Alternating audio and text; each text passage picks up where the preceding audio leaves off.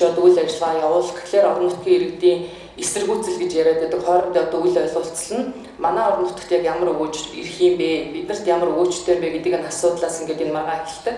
Тэгэхээр цаашдаа бас яг энэ 65% зөвхөн ирээдүйн санд төвлөрүүлэхээс илүү одоо хөгжлийн сан буюу яг баруун зүүн бүсүүдэд бол уулуурхайн төсөл бас одоо цаашаа тэлж хөгжихгүй байх нэг үндэслэл нь бол энэ дэд бүтцийн асуудлууд байдаг. Тэгэхээр энэ дэд бүтцийн одоо хөгжил дээрээ бас нэлээд анхаарч ийж бас эрдэс баялагын одоо салбарт тулгуурсан эдийн засгт манай орны хувьд бол одоо төсвийн доктортой байдлаа хангах за цаашдын өсөлт хөгжилтийг арих боломж нь бүрдэнэ. Тэгэхээр яа харахгүй одоо хөгжлийн сандаа бас нийт амнатын орлогынхаа 3/1-ийг бас төвлөрүүлж эндээсээ бас өнөөдөр шаардлагатай байгаа эрчим хүч зам гэсэн одоо энэ дэд бүтцийн төслүүдээс хөрөнгө оруулалт хийх бол хэрэгцээ их өндөр байгаа. За энэ насны салбарын цаашдын одоо өсөлт хэлэлтэд бол чухал ач холбогдолтой гэж харж байна. За хуримтлалын сангийн хувьд бол 0% гэдэг за энэ бол бас одоо яг иргэдийн уулуурхайн компаниудаас асуудаг ганц асуудал. За өнөөдөр бид нар яг ямар өгж хүрсэн юм бэ гэдэг. Гэтэл компаниуд нь бол одоо дотор хураамж шилбэрээр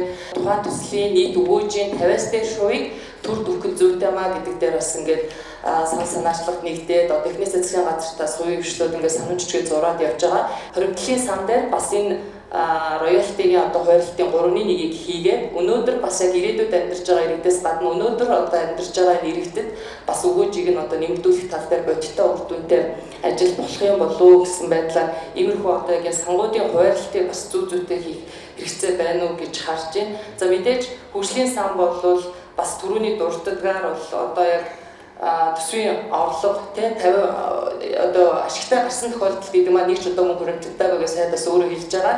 Өнөөдөр бас энэ сангийн хуримтлал цаашдаас асуудалтай гэдэг нь харагдаж байна. За мөн 34% одоо өгөөж хүрсэн тохиолдолд хуримтлалын сангаас иргэд өгөөж хүртээ гэдэг маань хангалттай биш байна. Өнөөдөр ч гэсэн бид нар одоо 34-ийн зарим одоо төслүүд дээр өгөөж нь хүрсэн хүртээгүй гэдэг маргаантай ийм байгаа асуудал дээр сонгодог утгаараа төсөл эхэллээ. За яг өгөөжөө одоо шууд хүртдэг байх энэ боломжийг бас бүрдүүлж өгөхөд анхаарч өгөөч гэж бас удаа бид нар засгийн газар тавьж исэн.